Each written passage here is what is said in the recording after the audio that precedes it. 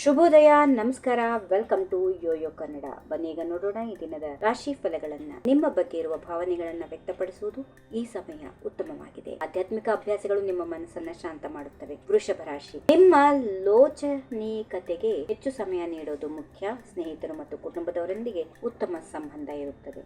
ಮಿಥುನ ರಾಶಿ, ವೃತ್ತಿಯಲ್ಲಿ ಉತ್ತಮ ಅವಕಾಶಗಳು ಬರುತ್ತಿವೆ.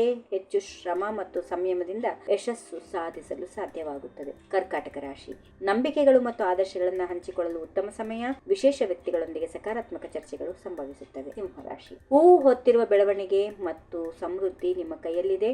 ಸಮಯದಲ್ಲಿ ಹಣಕಾಸಿನ ವಿಚಾರದಲ್ಲಿ ಉತ್ತಮ ನಿರ್ಧಾರಗಳನ್ನು ತೆಗೆದುಕೊಳ್ಳುತ್ತೀರಿ. ಕನ್ಯಾ ರಾಶಿ, ತ್ಯಾಗಗಳನ್ನು ಮಾಡುವಂತಹ ಸಮಯ, ಆದರೆ ಇದು ನಿಮ್ಮ ಭವಿಷ್ಯವನ್ನ ಉತ್ತಮಗೊಳಿಸುವುದಕ್ಕೆ ಸಹಾಯ ಮಾಡುತ್ತದೆ. ವೈಯಕ್ತಿಕ ಮತ್ತು ವೃತ್ತಿಪರ ಸಂಬಂಧಗಳು ಉತ್ತಮವಾಗುತ್ತವೆ. ತುಲಾ ರಾಶಿ, ಸಂವಹನ ಕೌಶಲ್ಯಗಳು ಅತ್ಯುತ್ತಮವಾಗಿವೆ. ಹೊಸ ಒಪ್ಪಂದಗಳನ್ನು ನಡೆಸಲು ಉತ್ತಮ ಸಮಯ. ವೃಶ್ಚಿಕ ರಾಶಿ, ನಿಮ್ಮ ಮೇಲೆ ದೊಡ್ಡ ಜವಾಬ್ದಾರಿಗಳಿರುತ್ತವೆ, ಆದರೆ ಇದು ನಿಮ್ಮ ಮಾನಸಿಕ ಶಕ್ತಿಯನ್ನು ಹೆಚ್ಚಿಸುತ್ತದೆ. ಸಕಾರಾತ್ಮಕ ಚಟುವಟಿಕೆಗಳು ಕೈಗೊಳ್ಳಿ. ಧನುರಾಶಿ, ಆಧ್ಯಾತ್ಮಿಕ ಬೆಳವಣಿಗೆಗೆ ಅಥವಾ ಕಲೆಯನ್ನು ಅಭ್ಯಾಸ ಮಾಡಲು ಉತ್ತಮ ಸಮಯ. ನಿಮ್ಮ ಗುರಿಯನ್ನು ಗಮನಿಸಿಕೊಳ್ಳಿ. ಮಕರ ರಾಶಿ, ನೀವು ಶ್ರಮಪಟ್ಟು ಕೆಲಸ ಮಾಡುತ್ತಿದ್ದೀರಿ, ಆದರೆ ನಿಮಗೆ ಉತ್ತಮ ಫಲಿತಾಂಶಗಳು ಸಿಗುತ್ತವೆ.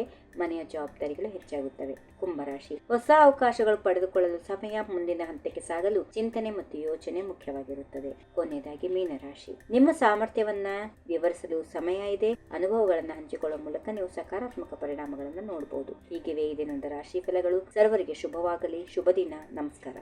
ಈ ವಿಡಿಯೋ ನಿಮಗೆ ಇಷ್ಟವಾದಲ್ಲಿ ಲೈಕ್ ಮಾಡಿ, ಶೇರ್ ಮಾಡಿ, ಸಬ್ಸ್ಕ್ರೈಬ್ ಮಾಡಿ.